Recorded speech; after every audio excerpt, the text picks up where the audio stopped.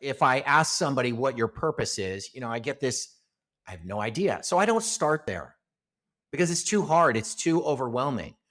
What I start with, and this is part of the Delta Theorem, is I start with three P's. The first P is priorities. The second P is principles. And the third P is passion. So what I say to you is I say, Constantine, tell me, what are your priorities? I don't know. Well, are you married? Yes. Do you have a job? Yes. Do you have kids? Yes. Do you, I can tease out from you what the things are most important. That's what priorities are. They're not prioritization. They're not task list things. There are those things that you find in your life stage that are most important. Okay. So we can establish those things. Then I say to you, tell me what you stand for. What are the principles by which you absolutely stand for? It could be something as simple as, I don't lie, I don't cheat, these kinds of things. But establishing those principles upon which you stand are very important. And then finally, if I say to you, tell me what you just love to do, what makes your hair on fire? And you'll say, well, I love to, whatever the case is, I don't know. If you look at those three P's, number one, they're more accessible to us. And number two, when you tie them all together, what happens is they become the foundation for your purpose. Because if you start to look at what your priorities, your principles, and your passion are, you can then start to see what your purpose likely can be. Welcome to today's episode of Unleash Thyself. I am your host, Constantine Morun, and today's guest is Bret Magpiong, founder of RSG and author of the Delta Theorem, an innovative framework for being fully alive and truly wealthy. His why: inspire aliveness. So join us today as we'll talk about living with purpose on purpose, what it means, and why that's going to make you come fully alive. We're going to discuss about leadership. We're going to look at the life of Bret and everything that he's learned along the way with working with some of the wealthiest people in the world. We'll discuss purpose, your why, and why it's important to dive deep in it. And of course, we'll look at his book, The Delta Theorem, which is now a number one bestseller on Amazon. And of course, we'll look at all parts of it, like the three P's: priorities, principles, passions, but also the effort required and learning from your failures to really uncover your true purpose. So prepare yourself for an unforgettable conversation that's sure to leave a lasting impression.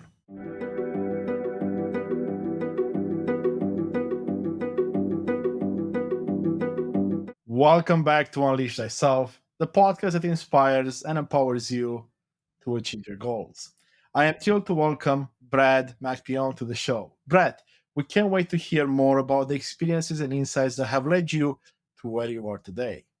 So, Bret, welcome to the show. Thank you so much, Constantine. I'm really happy to be here with you. Oh, likewise. I'm so happy to have you on the show and to talk to you about all the amazing things you want to share with the audience and, of course, with myself, and talk a bit about your book and that we see in the background there. So let's start with where you would say your journey really started to put you on a path to become who you are today.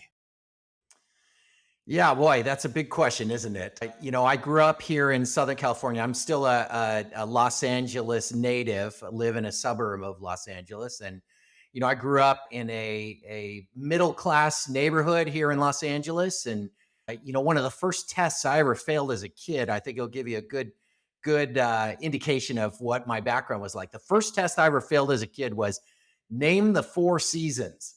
And I said football, basketball, baseball, and hockey.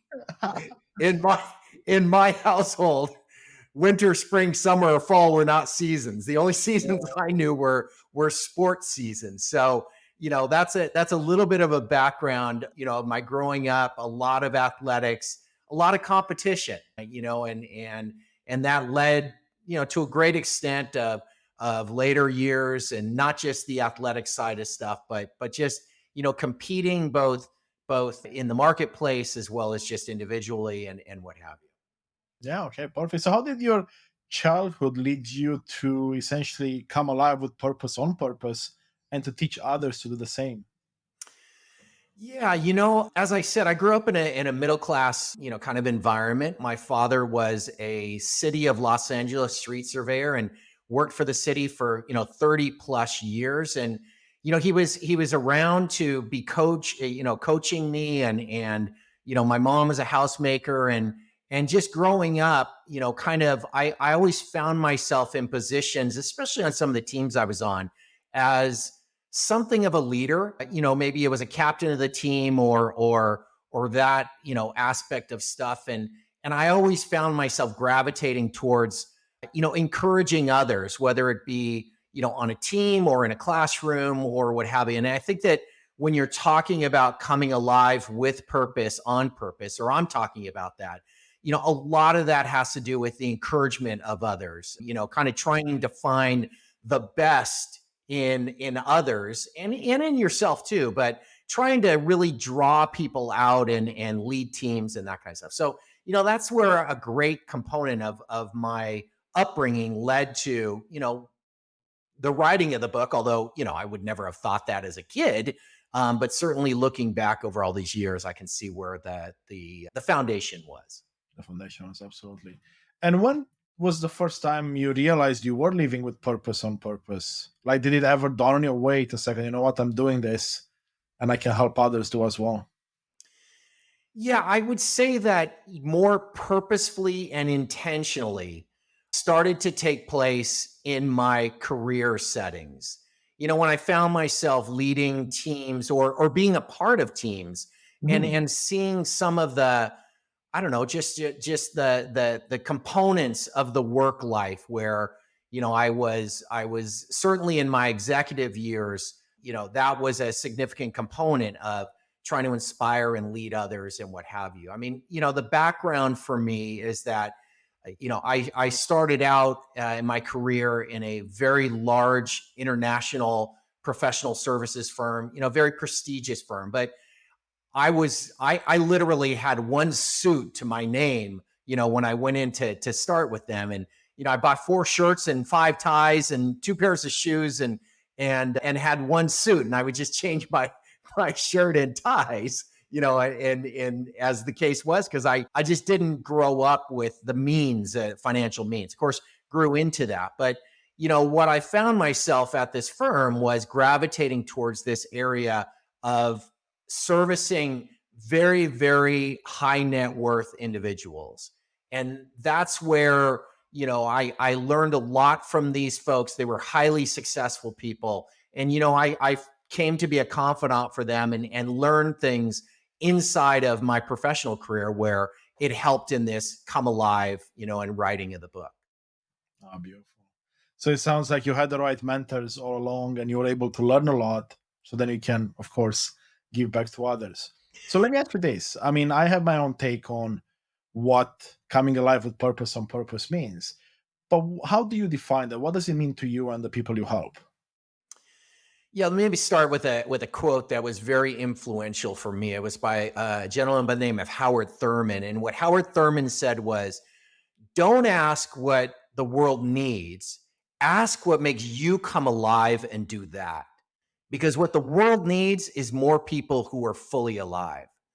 So when I talk about, on purpose, with purpose, a significant component of that is this concept of coming alive, and it's beyond passion, which is a word that's thrown out a lot, and for good reason. I mean, it's important, but this notion of coming alive is that you are finding something that is truly you, uniquely you. And that's where, the with purpose on purpose is all tied in with that particular, component of stuff. So, finding yourself and finding what it is that you love to do and you're passionate about and fits in with your priorities and your principles, that's what I talk about when I'm talking about with purpose on purpose. That's what I thought as well. It lines up with what I'm thinking as well. It's beautiful as well. So let me ask you this: you said you had the executive years. You're a leader most of your life, and teaching or mentoring people on topics like this as a leader, it's not something that's common in corporate America, at least not that I've seen. How did you find that balance where you are a leader in corporate America, but you're teaching things or running teams in a way that's not necessarily standard or accepted in some environments? Did you find a lot of conflicts there? No, I really didn't. I think that one of the critical things is that you have to earn the right to be heard. If I Mm, just went in and early in my career and maybe I thought about how I could lead people with purpose on purpose. Honestly, I didn't have that concept early on in my career. It would have been inappropriate, right? I mean, I didn't earn the right to be heard. But once I had established myself inside of my career, developed relationships with people, had positions of leadership where I could then, you know, tap into things that people wanted. Listen, it's not that you run into, I never ran into, pushback from this standpoint. What I mostly found was that you have to take chances with your leadership style. You have to lean into and risk that you think that statement, don't ask what the world needs, ask what makes you come alive and do that, resonates with people. And what I have found is that it does. People want to be encouraged inside of purpose because they know that without purpose, it seems meaningless. And so leaning into that and then adapting that message for the appropriate circumstances in my career, leading people was really where I found, was great acceptance and that kind of thing. yeah, an amazing answer there. Thank you, Brad. So let me ask you this then: if, and I'm sure this happened maybe more than once, if people were resistant to this message, to what you're trying to do and lead by example, Yeah. what were some of the reasons people were resistant to believing that there's another way of doing this? You can live on purpose and still work in whatever job they were doing. Yeah, I'll give you the analogy of this. When I was with this professional services firm, part of the work that I first started out with was doing work that I would have to refer to the what was called the prior year's work papers. And what that meant is that I would go in and do some work and I would look at the way things were done previously the prior year. And I would just, you had the ability to just refer to, well, that's the way it's been done. Right. And so this natural tendency, I think, of all of us to refer back to, the way that things have always been done is such a prevalent kind of condition that's out there. And it takes, like I said, risk and the willingness to say, well, wait a minute, maybe it shouldn't be that way. I mean, certainly in our economy these days, where disruptive kind of technologies are coming along and disruptors are coming along, looking at prior year work papers just doesn't fit anymore. So I had the mindset of certainly looking at the way things were done in the past was important, but did it actually fit with where we were today? And what I found was that people resonate with this concept of help me to come alive, help me to find my purpose. And so that's what I leaned into throughout my career. That's amazing. And I smile as well because it resonates 100% with me. It wasn't long ago when I really sat down and looked at my own why and my own purpose and literally came alive through finding that, through aligning more with that and applying it to both my personal life and my professional life. And I could Yeah. only wish I had a leader like yourself earlier in my career so I could get there a bit faster, perhaps.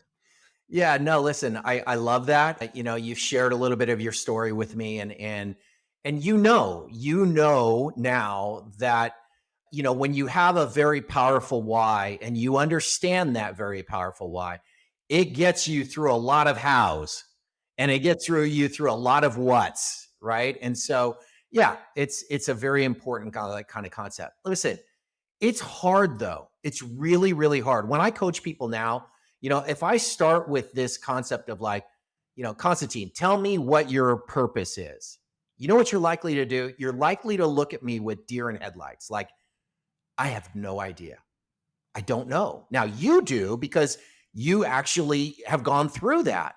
But most people are looking at me with like, I have no idea. And by the way, if I tell you what it is, does that mean that it can never change for as long as I live? I don't like the concept of no optionality inside of purpose. So people shy away from exploring what purpose is. And yet, you and I both can attest to the power of understanding what a powerful why is all about. And so, it's just worth it. It's worth the time to do these kinds of things. I love that. Yeah. And you're absolutely right. It's not easy. It takes a bit of time and looking inwards and finding a lot of things about yourself you may be hiding away or not giving enough light. But I really liked what you said around the fact that, again, most people don't know this, but even if they do, they might be too rigid in it. And I fell in the same trap too. When I finally understood my why and my purpose, I tried to put a box around it and say, this is it. Yeah. Nothing else outside it matters. It's just this. And then it took me a few months of continuing to work to realize, wait a second, that's just a piece of it. Yeah. I don't know what the full purpose is yet, because that's the beauty of life. It's going to keep evolving as I grow, as I learn. So let's see, am I going in the right direction? And when I opened my mind up to that, it was like, ooh, it was like, how could I think that a box would be appropriate for this? Right. When you put expectations on something and then you blind yourself from all the other opportunities around. Yeah. Yeah. No, it's great. It's great. Listen, we've mentioned my book, The Delta Theorem. That's the title of the book. And it could sound kind of daunting. Delta Theorem, like, wow, what is that? Is it some kind of math equation and what have you? And the answer is that actually it is a math equation. At least it looks like a math equation. And it looks like that math equation for a reason, which we can get into, as we discuss it. But one of the things that's a little bit of a shtick around the title is that while it looks like a formula on paper, life is not formulaic like you just described. There is no formula because each one of us lives a very unique situation. I like to say oftentimes that the Delta Theorem is black and white, but life is lived in color. And it's very important that we live our lives in color, but having a framework to help us with that is, why I wrote the book in the first place. And from the research I've done and the talk we've had before, right, this book culminated in over 30 years of your experience exactly doing this with people in various corporations as well as in your private practice. Yes. But what made you write the book in the end? Like, what made you say, you know what, now is the time to write this and set up this framework for people? Yeah, a few things kind of both professionally as well as personally converged for me. Okay. So again, I talked about my professional life. I served and have served very, very wealthy people. I mean, they talk about 1%ers of the population that have all kinds of, wealth. I served people that were the less than 1%ers, truly. And I say that with all humility. I mean, I just found myself in a situation where I was working with very, very wealthy people. One of the things that I found oftentimes with the folks was that it wasn't just the financial wealth that they had questions about. In fact, wealth is an important kind of like concept here. It's like we can think of wealth as just the money or financially, but then why were my clients asking me questions like, wait, what is the wealth going to do to my kids? Or how is it impacting my relationships with family? Or why do I feel like I don't have a lot of time? Or why is my health not that great? Or how can I increase that? All those things, relationships, mental, physical, time, those are all components of wealth as well, right? And so what I found was that in working with clients, the underpinning thing inside of all that was a question about, really? I mean, like, there's got to be more inside of these kinds of things. And it wasn't more money because they had enough money. Then in my personal life, listen, I have a very large story. At least it feels like a large story, just like you do, I'm sure. I am married. I've been married for over 30 years. I have a 25-year-old daughter. I own a home. I have a car. I have a dog. I, work out and these kinds of things. Those are all very large story kind of things in my life. But in the whole scheme of things, they feel kind of small story when you are stuck on a freeway in traffic and you're thinking to yourself, like I did for many years, really? This is it? Like, this is all there is, right? So, this convergence between clients that had all kinds of wealth financially, myself, who was doing well, but didn't have that kind of wealth and still felt that same kind of like, there's got to be something more. I want to feel alive. I want to feel, that I'm making a difference. That's what the genesis and the evolution of the Delta Theorem was all about. Looking at those things and then figuring out, well, maybe there is a way to kind of explore these things. And so that's what I did. Yeah, I love that. Very inspirational as well. And it reminds me of something I started to think about a lot more in the last couple of years. This idea that while we're all individuals on our own paths, a lot of the problems we face in life are very similar between us. Yes. You just gave a beautiful example between very wealthy people and then everyone on the spectrum, Yes. right? Yourself included. Yes. And once I made that realization that I'm not alone, that meant I now can reach out to people that are on a similar path with me or facing similar struggles, and we can learn together, we can help each other out. That's right. And it sounds like your book and everything you're doing, it does exactly that. It's reminding people, hey, you're not alone. Here's a framework in this case, Yes. how you can apply this to your life based on what others have done and have found success. Yeah, that's right. That's right. I mean, look, any kind of book like mine has components of it that is very individualized. I mean, it's walking through a framework for your life, but the end of the book, if you will, is about making a difference, having an impact, which by definition is, in multiples. It's not just you. It's working together with people, and what have you. I have a component in there. It's called the butterfly effect. The butterfly effect looks like this. It is, the analogy that says if a butterfly flaps its wings and it creates a draft, as small as that is, that draft of wind could pick up other wind and then lead to larger amounts of wind that as it flows across, let's say it starts in South Africa, and as it flows across the Atlantic Ocean, that by the time that wind hits the Caribbean, it can change or have an impact on the weather system inside of, the Caribbean. Okay. So it's the concept that a very, very small impact can have a massive impact, on other areas. And I think that that's absolutely true in our lives, right? I mean, we can do something that's just very small. We could pick up a nail on the side of the road that doesn't puncture somebody's tire. And if it had punctured that tire, maybe that person got in an accident, or maybe they didn't make it to the hospital, or maybe they didn't make it to their appointment. And it can have a huge impact by me just picking up that nail on the side of the road if I happen to see it. That's kind of conceptually what the thought is. And that's a component of what the Delta Theorem is all about. No, I love that. I'm familiar with that, not just with the term, but the idea behind it. And I love that about what you explained, because it goes back to what I like to talk about as well and think, is the idea that we don't have to always think about these massive goals, like, let's say, save the planet from pollution or global warming, but rather we can look inwards more and say, okay, if I make my own life a bit better, the ripple effect you just referred to, the butterfly effect, will then, as a result, make the life of those around me slightly better. And as a result, it keeps going and going from there. That's right.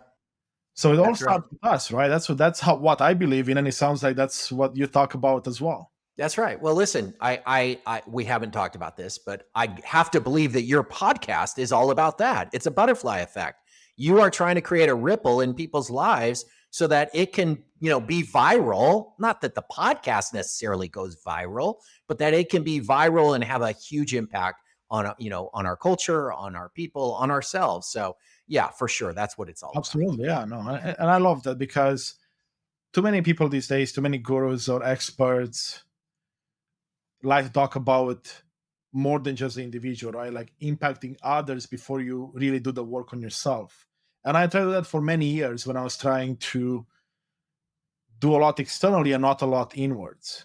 And you find a lot of emptiness, but you also find something you talked about earlier. You didn't necessarily earn the right to help others or give out. And it's I'm not necessarily thinking of it as a right, but more like maybe the experience, the Yeah. knowledge.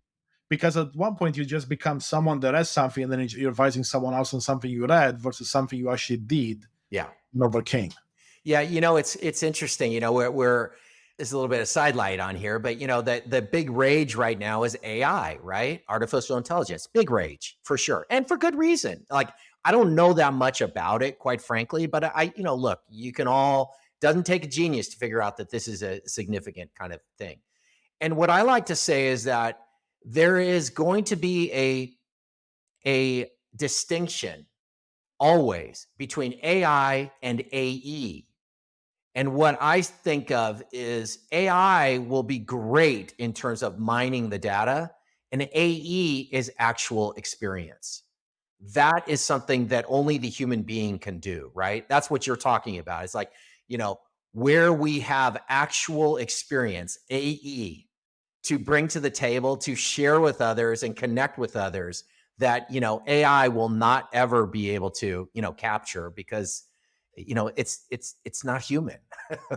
And I love what you said there. And I should preface this: in my daily life, I work with AI all the time. Yep. In my professional life, I'm specializing in AI, working for Microsoft. So I Yeah. talk about AI every day. People are asking me questions about it every day.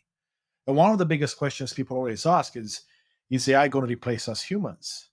Is AI going to take jobs away? And sure, some jobs will be Yeah. going away. But Yes. what AI does for people, which relates to the AE, is that in my life, for example, it takes away mundane tasks so I can focus on that AE part you mentioned, Right. awesome Right. experience. Because if I have 5 minutes more a day, half an hour more a day, an hour more a day, that means I can have two more calls. I can do one more podcast. I can make a couple more social media posts where I'm sharing my knowledge. Or maybe I'll take that extra hour and spend it with my kids and my wife, Yeah. my dogs, whatever the case might be. But it's time for you, and however you want to do it, with purpose, on purpose, right? And I think that's what the beauty is. And when people reframe that from something that may be negative to say, okay, how can I make it work for me? So then we can use the other parts of me to give back. Oof, the world will change I for agree. the better.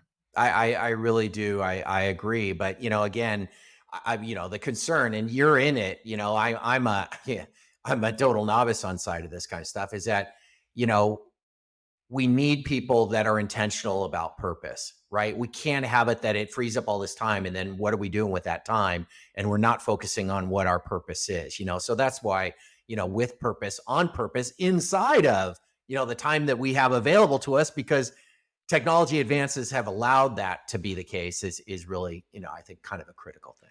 Absolutely. And AI is just one part of the puzzle, right? There's more than that. But actual experience piece is so critical. Yeah.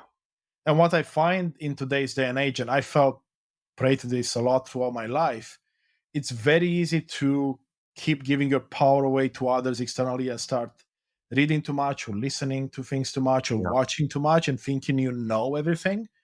But without putting the practice in, you can't really know that.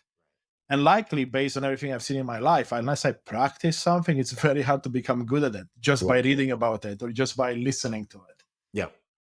Yeah. Yeah. Totally agree. Totally agree.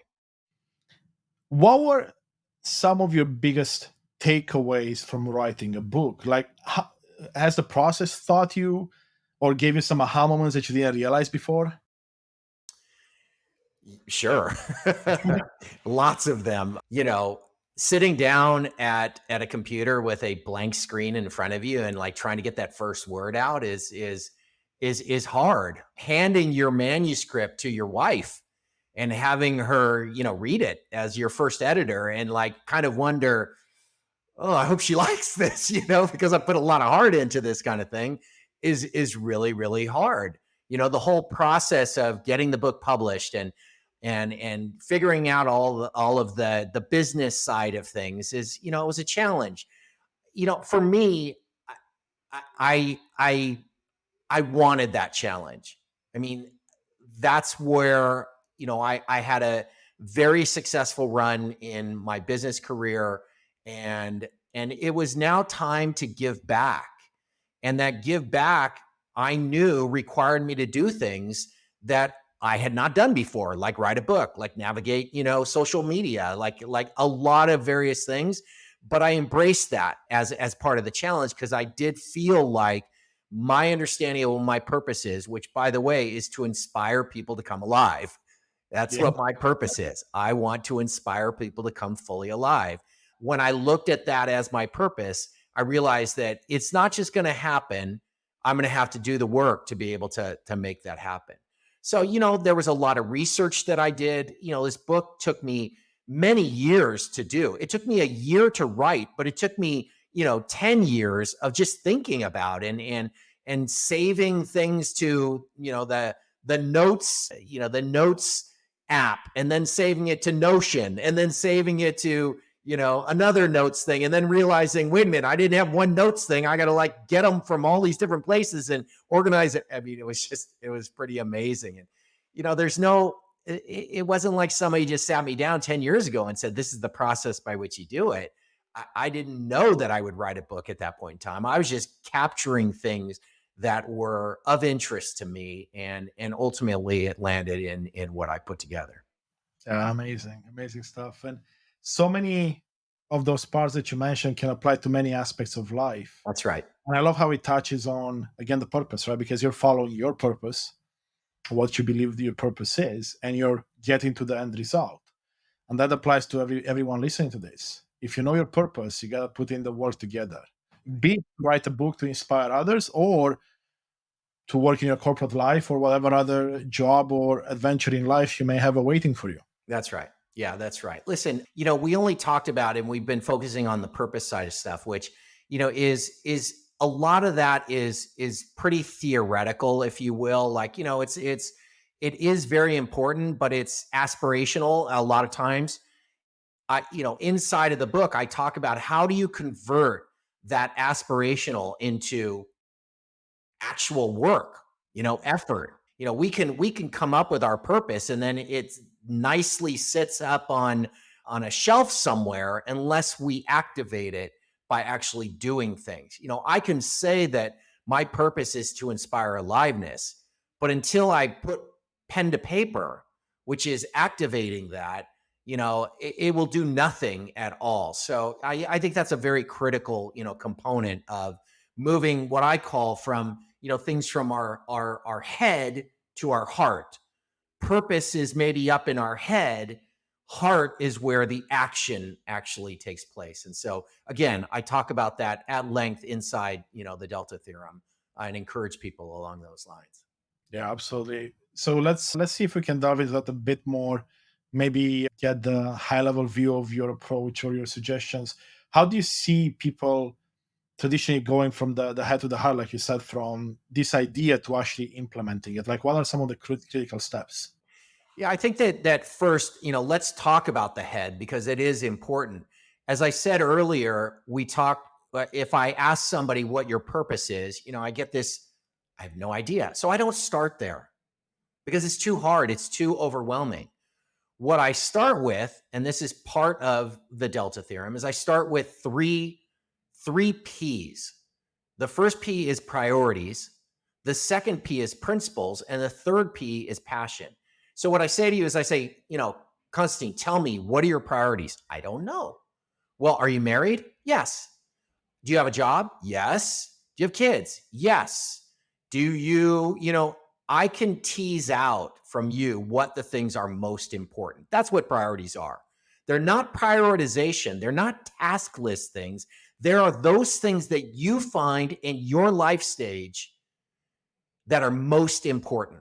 Okay, so we can establish those things. Then I say to you, tell me what you stand for. What are the principles by which you absolutely stand for? It could be something as simple as, I don't lie, I don't cheat, these kinds of things. But establishing those principles upon which you stand are very important. And then finally, if I say to you, tell me what you just love to do. What makes your hair on fire? And you'll say, well, I love to, whatever the case is, I don't know. If you look at those 3 P's, number 1, they're more accessible to us. And number 2, when you tie them all together, what happens is they become the foundation for your purpose. Because if you start to look at what your priorities, your principles, and your passion are, you can then start to see what your purpose likely can be. And by the way, because priorities change. Once I was single, now I'm married. That's a change in priorities. Your purpose can change over time too. So this whole concept of optionality comes off the table, right? That's a component of what I write about in the book of let's look at your priorities, let's look at your principles, let's look at your passion, and then let's then figure out what it is that you feel like your purpose is. All right, all that theoretical. The next component of this is effort. What am I going to do about these particular things? And in my coaching, that's where I will set up training plans for people. Listen, this is what you think your purpose is. What do we need to do inside there? By the way, this is something that's just so critical. Most times, we want to sprint in terms of getting to our purpose. And you can't do that. You really have to have this concept of crawl, walk, run. As infants, we crawled and then we walked and then we ran. So effort and action and activate and training plans and holding people accountable around these things is crawl, walk, run. All right, what do you need to do this? I might say to you that I want to do a TED Talk because I think that if I do a TED Talk, I can inspire people to come alive. Great. Do you think I'm going to be able to start? That's running. That's sprinting inside of this process, right? Instead, what I can do is refine my craft. I can get on podcasts. I can, make a phone call. I mean, start out with small things like that are there. Finally, there's a concept that I include in the book, and that is failure. It's not a new concept, but here's where it is important, is that you've got your purpose, you've got your effort, but in order to do that, you have to risk. And when you risk failure. And what can happen here is that failure can really knock us out, or we can learn from our failure. So the Delta Theorem actually looks like this: alpha over P cubed by EF squared equals delta. That's where I said it was a math equation. Alpha is purpose. It's your primary thing. It's the first letter in the Greek alphabet. So it represents a person's purpose. It sits on top of a foundation of P cubed, which is principles, priorities, and passion. It's supercharged, multiplied, or supercharged by effort and the learning that comes from failure. And what I said was it's F squared, because interestingly enough, in math, when you square a negative, it becomes a positive. It does. And usually we view failure as negatives in our life. But if you square it up by learning from it, then it becomes a positive. That all of that together equals delta. And again, in the world of math, delta is the symbol for change, for impact, and for what I say is making a difference. So my Delta Theorem is a framework to help you basically come alive and make a difference and have an impact. And that's what that is, all about and pieced together inside of, the book and what I wrote about. Wow, amazing stuff, Brett. And I have a math background, so I love the idea of using a math formula to describe life, essentially, right? And describe how we could lead life. Love that, love that. And I love the way you look at this, right? From the theoretical to the practical aspect of it. And what have you seen as results from people you've worked with, either people in your own life or clients that came to you? How resistant are people to make such big changes or embark on such big changes? Yeah. Yeah, a great question, and thank you for asking that. Because look, this can all sound great on paper, but if it's not proven out in the world, then it's no good, at all. Clients that I have worked with, they're just not really. They came into it unprepared to really touch on these, areas of purpose and stuff. And so I'll give you, for instance, one of the exercises that I do inside this was I ask somebody to write their eulogy, like, write your eulogy. And they're like, Wait, what? Why? I'm no, I'm too scared to death or whatever." No, no, no, no. Write your eulogy. And the reason is that if you write your eulogy, you basically put out there a future value for you, right? This is what I want people to say about me. And then you present value it back to today. And I ask the question, are you doing things that support what that future value is? All right. So to answer your question, I had a client, young guy, he wrote this unbelievably beautiful eulogy. And it was, things about how he and his wife supported ministries, and that he watched his grandchildren, grow up, and he was giving back in the community, and, these kinds of things. This guy, when he wrote it, was 24 years old and unmarried. Okay. The impact on him on being able to establish now a path forward for himself, which, by the way, he will have to deviate from that and change, and these kinds of things, but he was able to establish the person that he saw himself as being in the future was transformative for him specifically, right? He was able to make decisions around his career and these kinds of things. I had another client that I was working with that, was in the throes of what he described as a great job, but just it wasn't floating his boat, and he was afraid to take risks. And so we worked through things like was his purpose, and what were truly his priorities, and these kinds of things. And when they came to light for him, he realized that what he was doing, while important, wasn't really the place that he wanted to be. And so he risked by applying at other places, ended up, kind of interviewing inside of things. First of all, didn't get some interviews from places that he thought that he would like to be at, and then ultimately landed in a place where he felt like it was fully supportive of what his purpose, was inside there. On my clients that I had that had all the financial wealth and what have you, listen, the reality is that they came to me as a wealth manager, but what I did was I chose to develop relationship with them. And as a result of that, what they found was, they still had questions around these kinds of things, but there was more clarity for them because I chose to be in that space that was dealing with things that were the full gambit of wealth, not just the one piece of wealth. It was relational wealth. It was, time wealth and spiritual wealth and mental wealth. And what I found was that they were willing to explore those particular things. And I believe that they were better off as a result of those kinds of things, because at the end of the day, they knew that just the financial wealth itself was not floating their boat enough, right? It just wasn't. And, there's tons of studies that show that that's the case. So yes, all of these things, were concepts in there. I also did something interesting. I read about this in the book, is I back tested Mahatma Gandhi. Okay.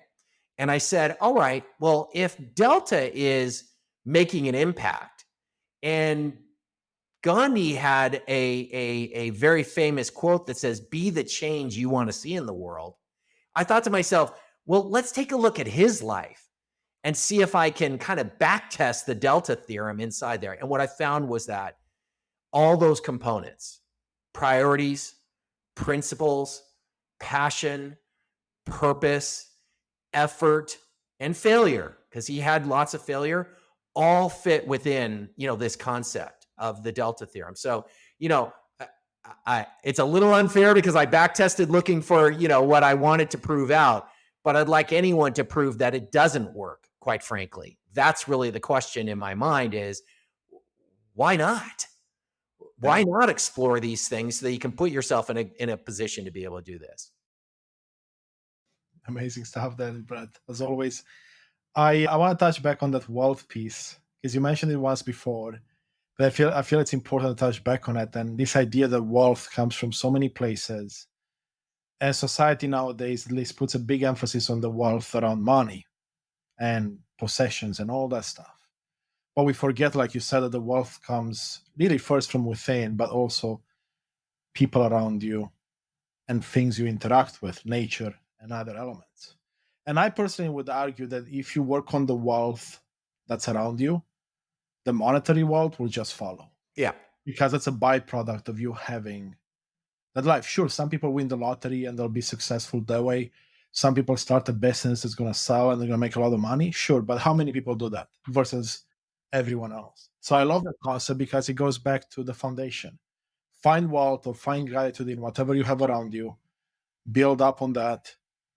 And then the simple stuff. When I say simple, I mean, things are not as important like money, resources will start to appear in your life. At least that's what I believe and I've seen in my own life and the life of those around me. Yeah, it's true. I think it's important for us to be sensitive around a few things inside there, right? I mean, it's very easy for me to talk about purpose and having, a powerful why when I've got food on my table every single night, right? I mean, Maslow's hierarchy of needs starts with like, the most basic kind of survival needs. And there are many people that, they can't think about purpose at all because they're just trying to put food on the table. Okay. So, and I address that inside the book because again, it's easy for me to talk about purpose and people's going to look at me and say, great, thanks. I mean, it's easy to talk about non-financial wealth when my bills are paid. When somebody is trying to pay their bills,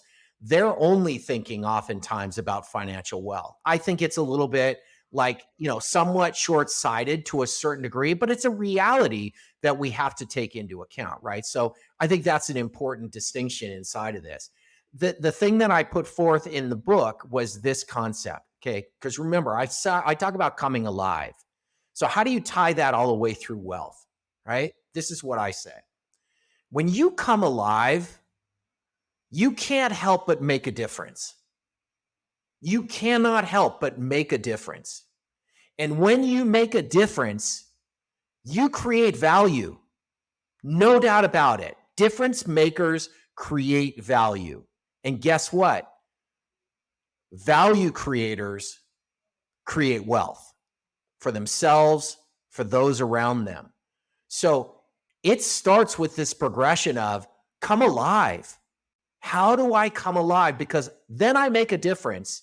And when I make a difference, boy, do I create value. And when I create value, then wealth, true wealth really comes about because value is not just the financial. Again, value that you create can be relational value that you're creating, right? It could be the time value, all of these various things. So, that's how I tie this from starting with coming alive and getting all the way through what I call true wealth. It's not just wealth, it's true wealth, the things that all the elements that make up what a real wealthy person is.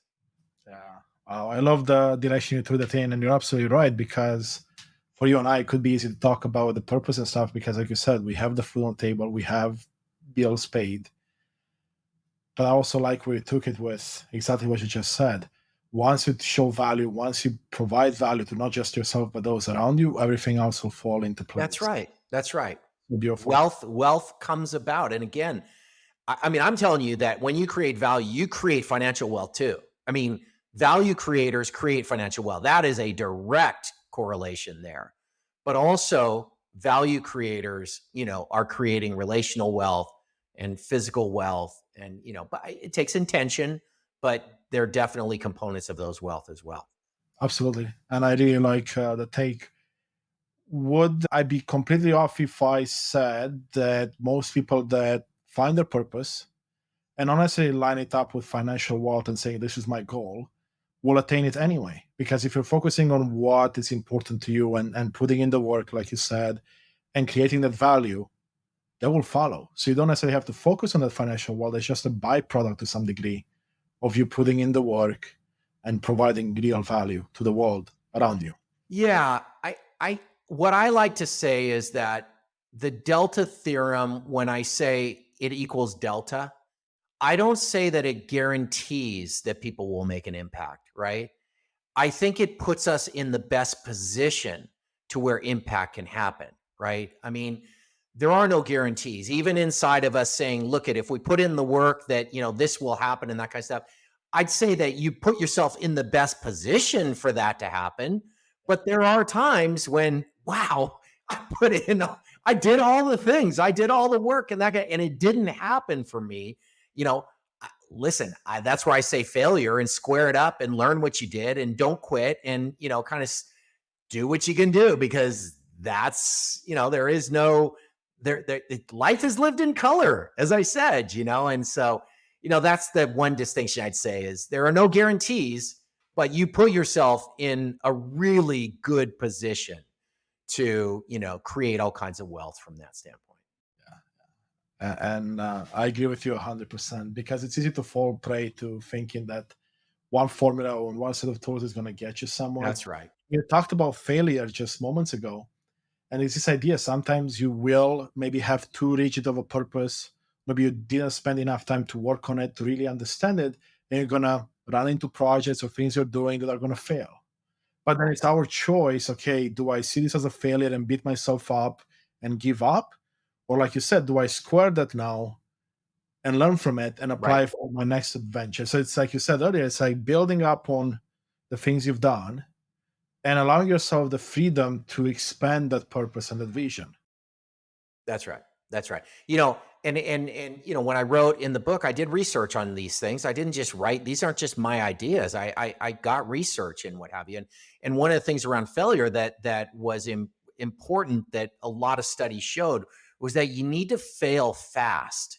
Meaning, like those who don't learn from their failure quickly don't necessarily learn from their failure, right? So if you wallow in your failure and that kind of thing, and you don't try to square it up or learn from it and that kind of thing, you're not going to be in as good a position to learn from it and get the benefits from it as, if you dive back in, right? Get back on that bike, get back on that horse or whatever the case is. But having learned, from it, I think that Michael Jordan, has a great old commercial and it talks about how, he failed, he missed 32,000 shots and and yet here we think of Michael Jordan, rightly so, as, the greatest basketball player alive. And look at the number of failures, so-called failures that he experienced. But, he would say, as he did in this commercial, that it was those failures that basically made him a champion as he was. So, failing forward fast is a very important kind of like concept. Yeah, I like the concept of failing fast. I mean, we use it a lot in the corporate world, right? Right. Try projects, doesn't work, scrape it away, do your lessons learned, move on to the next one. That's right. That's And right. I find it funny because a lot of times we apply a lot of concepts to the corporate world, but then we forget to bring them back into our own lives. Isn't that funny? Right? It's so funny. It's really, I totally agree with you. One of the things that I happened to get an MBA, and I found that like I was so glad I did it after I had graduated and worked for a long time because the concepts I could like apply them, you know what I'm saying? And like they were applicable to do stuff. And I always kind of scratched my head to say, why are we learning all these things and we don't do anything with them? They sound so good and we don't apply them and what have you. And it was a frustration inside of things, but I chose to not only to apply them, but I also was in a position to where I was able to apply them and what have you. Yeah. Yeah. But that actually brings up a very important point, the idea that, hey, for me, we have a choice in what we learn and study post our other life, like our teenagehood, or we'll go to high school and then maybe university. So we have a choice. So that means we can be very specific to what we study so we can apply it to our life. Yeah. If we study too many things, very few of which we can apply, what benefit does it give you? Yeah. Yeah. I mean, People have asked me oftentimes inside, okay, when you wrote the book, where did things come from besides just the story of how it kind of came to be? And I said, listen, I put together this formula, if you will, because what I found was that I was reading a number of things, but they were in isolation. Like I might read a book on failure, but it was somewhat in isolation, or I might read a book on purpose or on priorities, but it was, they didn't really tie it all together. And I like this concept of tying it all together. That was a component stuff. Here's where the danger was.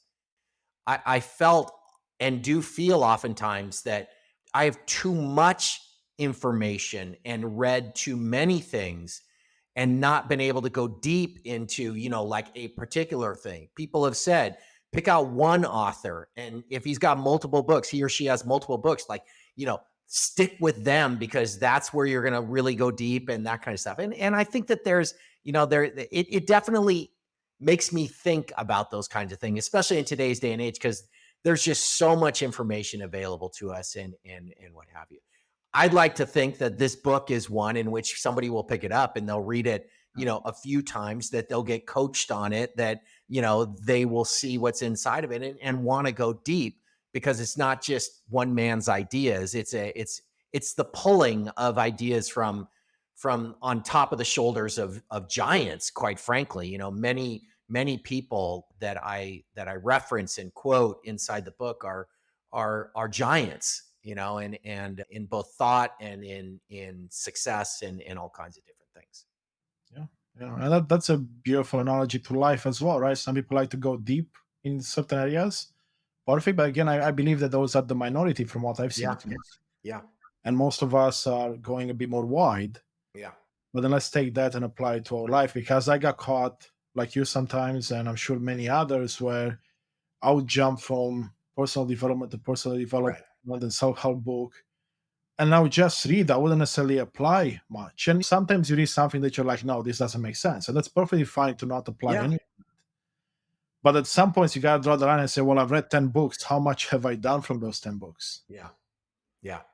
I think probably there are 7 pages in my book that are the most important. You know what they are? End of chapter questions, Okay.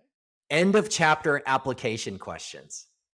Because while I write about, all the different components of priorities and how can you find them and what are the dangers of them and, where do they come from and all these various things, it's the end of the chapter that I lay out, 7 to 8, 9 questions that is like almost a workbook for people to actually do the work. And the titles of each one of those end of chapter pages is show up, engage, and do the work. Show up, engage, and do the work. Because I believe that those 3 components are where, we're taking it from, the head knowledge we talked about and trying to, apply it with heart knowledge. It also, listen, it is so helpful to have somebody go through a book like this with you, right? I mean, it lines up for a coach to be able to coach somebody and, each week go through a certain thing and say, okay, let's talk about this and that kind of stuff. And so, that is a significant value add for a book like this. Yeah, and I love that you touched on that, because it's the idea that you're not alone again, right? You can do Yeah, this together with someone, and it could be someone else in your life, maybe your spouse, maybe a friend, old that's right. friends. How And about parent to child, right? I mean, my dedication of this book is to my daughter Brooke. I literally, set out to write this book so that she could learn, how it was to be able to think about these various things, because I wanted her to, have a framework to be able to navigate through, and put herself in the best position to, make a difference. And so, yeah, parent child, this is perfect for yeah. um, maybe not spouse. Sometimes spouses don't like to listen to each other inside some of these things. But you know what? I'm also thinking like book clubs in a work environment, For right? sure. Because there are quite a few teams that like to read a book together and then act on it. That's right. Well, what I've described also sounds like, and I even said this earlier, that it's for the individual. No, it's not. I mean, you think about a business situation. Priorities are a company's, core values, or principles are, core values. And and passion is their product, and purpose is their mission statement, and effort is, their what they do in terms of operations, and failure is failure. Like this framework, it works in the business setting to get teams to work together, because what it does is it brings clarity for teams to be able to understand what it is we're trying to do, how are we trying to make an impact, because that's really, at the end of the day, that's what businesses are about. Again, we talked about creating value that creates wealth. Exactly. Companies create value inside of these things. And so, this framework is not just for the individual, it's for collective people in the business setting to be able to use as well. I would argue it's the collective groups anywhere, not just business, I would imagine, because agreed, from one person to more. Yeah, it sounds amazing, and definitely something that I would encourage our audience to look into and see if they can pick a couple of pieces that resonate with their life and apply it, because that's what it comes down to. Yep, it's exactly correct. Oh, wow, it's been an amazing conversation, Brett. I want to thank you so much for taking time to chat with us. But let me ask you this. I want to ask you a question. You say you started thinking about the book about 10 years ago. If you could go back in time now to that time before you started really thinking about the book and writing down, and you can give yourself some piece of advice, one or more, what would you tell yourself? Wow. That is a really big question. And it's a terrific question. I think that as I look back on this, I think that what I would have wished that I had learned prior to was that worrying so much about things like financial wealth alone and not really understanding all of the pieces that come together inside of wealth. I wish somebody would have shown me that early on in my life, because, to a great extent, some of the efforts that were put into things was to try to, have success from that financial standpoint. And I'm competitive. I think I still would pursue the ring, if you will, but I would have had, a different thought process, relational wealth with, my wife, or, my daughter, and that, kind of thing, or just time. Physical health is so critical, right? And so just being physically fit. Listen, and physically fit is not about like being a big workout person. I mean, the physical health has to do with things like how well you sleep, or how you hydrate or fuel your body. If I show up the next day to the office and I'm trying to chase the ring of financial success, but I didn't sleep that night before, I'm actually probably not in as good a position to be able to create that value as I was before. So it was things like that to understand, components like that I wish somebody had shown me those things, in advance. I learned them over time. Very grateful that was the case. Yeah, and I love that you pick the one thing that's a pretty flexible variable that changes over time, which is priorities, because that's what you were referring to. That's right. And that's a good reminder for all of us, the audience and myself included, to maybe revisit our priorities and say, are these aligned with who I want to be? That's right. Yeah, I could not agree with you more. I mean, as I said, those 3 Ps are so important to see that they're aligned, right? I mean, there's nothing worse than to have a value, a principle that you have, and then you don't live up to it, right? I mean, you don't live up to it. Guess what? Guess who you're looking at in the mirror every single night and morning? Yourself. And when you're looking and you're feeling like you don't have integrity inside of that principle because you're chasing after, no, that just doesn't work. But making sure that principle lines up with your priorities. I live in Los Angeles. Okay. So many people are chasing the dream of Hollywood here. I mean, they just are. And it's one of these things where, priorities, or I should say passion, is for them to have a creative career or that kind of stuff. But their priorities is that they have a family, and it's not supporting that family. And, they're going down a path where their passion is so overwhelming that their priorities are getting, they're not in line with that kind of stuff. So, really working on aligning all three of those P's is really critical. And then, of course, then your purpose starts to unveil itself. So, So, yes, yeah, priorities is critical. absolutely. I love that. Well, thank you, Brad. What It's can been great. It's been great. Really great. I loved every single second of it. Let me ask you this. Let's tell the audience where can they find the book? But if they want to read more about you or work with you, where can they find you? Yeah. So you can find it on Amazon. It's called the Delta Theorem. I launched it in the middle of May, and I hit #1 hot new release on Amazon, and it's a bestseller. So, I'm just thankful for those kinds of things. It's great. In terms of where they can find me, I'm on Twitter, I'm on LinkedIn. Those are places, just Bret Magpiong. You can also go to www.deltatheorem.com, and there's a book landing page, and it's got references to where you can get in contact with me. Awesome, Brad. Now, before I let you go, is there anything else that you can think of that you want to share with the audience that maybe we haven't touched on? I know we've touched on so much. Yeah, if I can tell a story, if you don't mind, I think it's an important kind of like thing. It at least is for me. When I graduated college, I had about 6 weeks in the summer before I started in my job, and I borrowed some money because I really didn't have any money, and I got a backpack, a sleeping bag, a Eurail pass, and I used my hitchhiker's thumb, and I went to Europe and traveled around, slept in hostels, and, just budget as you could possibly imagine. Well, it happened that on one of my excursions, I landed in Florence, Italy. And listen, I told you I'm more a jock, athletic kind of minded person. I wasn't that big into the arts, but I did go to museums while I was there because there's just great artists there. In this particular museum in Florence, Italy, what I found was various statues of the Renaissance artist Michelangelo.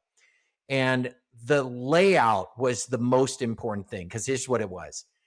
As you went down this hallway, there were 4 blocks of marble that were called the unfinished works of Michelangelo, because they're literally unfinished works. They're a block of marble with an arm coming out of it, or another one's got a torso coming out of it. But what it looks like is these perfect people that are trying to escape their prison of the stone. They're actually called the prisoners. That's the name of these 4 blocks of marble.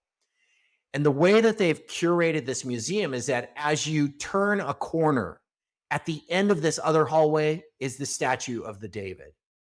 And the David is the most spectacular thing you've ever seen. I'm just telling you, it was incredible. 14 feet tall, absolutely overwhelming. It's just gorgeous, and your breath is taken away. Years later, I thought about that, and I thought about that lineup, and I thought to myself, that's very much what life feels like. That we start off as blocks of marble, some maybe blemished, and as things get chipped away, and teachers or parents or coaches or whatever help to chip away and help us to, come free from our blocks, ultimately what happens is that the splendor of who we are can reveal itself. And that's the splendor of the David, right? And so that's what I mean by coming alive. That thing that we know is inside of us, and us endeavoring to chip away some of these things so that the world can experience who we are, right? Yeah. Who we are in our splendor. And I say that with humility. I don't want to think that people like, oh, we're just all, glorious splendor. No. There's a lot of work that goes into there. But when you're fully revealed and you're fully alive, you definitely make a difference. And when you make a difference, you create value. And when you create value, wealth as a result that comes from there. So, it's just an analogy of what I mean by, this concept of come fully alive inside of that. Such a powerful message and analogy to end with. I want to thank you for sharing that. Brilliant. Thank you again, Bret, and thank you to the audience for sticking with us. And please go check out the book and check out Bret's website and social media and find out more about him. Thank you, thank you, thank you. Thank you so much for having me. I really just enjoyed this entire conversation. Likewise, thank you. Thank you so much for being with us today. To find out more amazing content and episodes, please visit unleashthyself.com, or you can find us on social media.